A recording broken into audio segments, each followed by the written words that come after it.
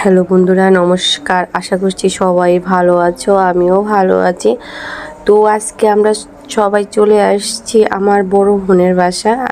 আমার বড় বোনের আজকে বার্থডে ছিল, তো সেই বার্থডে উপলক্ষে আমরা এখানে সবাই চলে আসছি। আমার একটা বোন আসেনি, ও অন্য কোথাও গিয়েছে, সেজন্য আমাদের সাথে আসতে পারিনি। তো আমরা এখানে 4 বোন আছি। বড় বোন, আমি সবাই ছোট, আমি মেজো বোন, আর 3 নম্বর বোন আর 4 নম্বর বোন মিচিং নেই। তো কথা বলতে বলতে আমরা এখানে অলরেডি চলে আসলাম কেক কাটার সময়। আর আমরা এসে সবাই মিলে একসাথে ছবি তুলে নিলাম। মানে আসলে যেটা না হলে না হয়, আমরা কোথাও গেলে ছবি ভিডিও যদি না করি তাহলে মনে হয় যে কিছু একটা রয়ে গেছে, কিছু একটা করিনি, কিছু একটা বাকি রয়ে গেছে। তো সেটা যেন মনে না হয়, সেজন্য আগে আমরা ভিডিও ছবি এগুলো তুলে নিলাম। তারপরে আমার বড় বোনের বড় ছেলেটা বাইরে ছিল, ও আসার পরে আমরা সবাই বসে কেক কাটার আয়োজন করে নিলাম। তো এখানে আমার বোনও বসে গেছে কেক কাটার জন্য। সাথে বসেছে আমার বোনের মেয়ে আর আমার নিজের মেয়ে।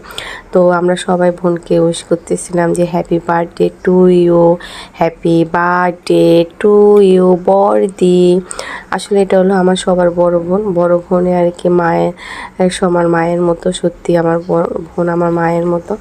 আমাদের 4 বোনের যে দায়িত্ব আছে, মা থাকলে যেটা করতো সেটা কিন্তু আমার এই বড় বোন কিন্তু করে। বড় বোনের ভালোবাসা, নিঃস্বার্থ ভালোবাসা যা মার মাঝে পাওয়া যায়, সেটা হলো বড় বোনের মাঝেও পাওয়া যায়।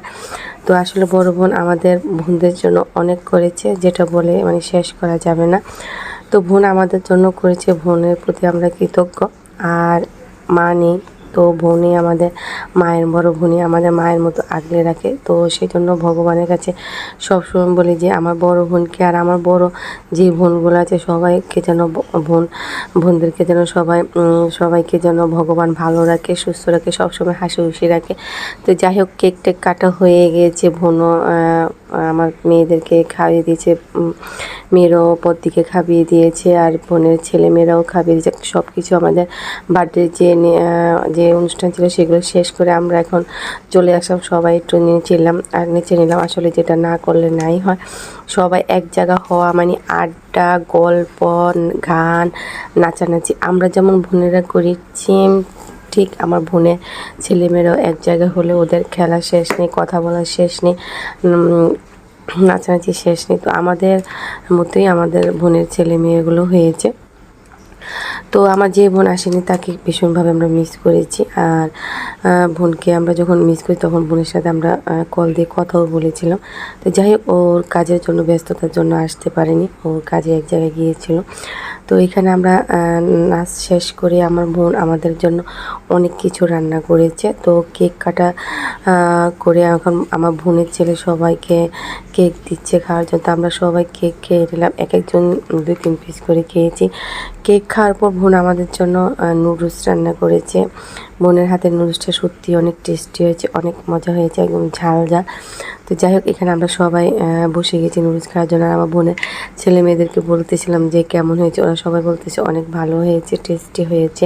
তো আমি ওদের সাথে একটু পান করতেছিলাম যে আমি রান্না করেছি, কেমন হয়েছে বলো।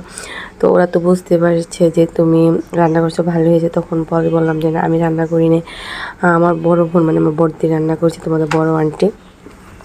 তো এখন এই যে আমার এটা হলো মেজো বোনকে জিজ্ঞাসা করলাম কেমন, সবারই ভালো লেগেছে।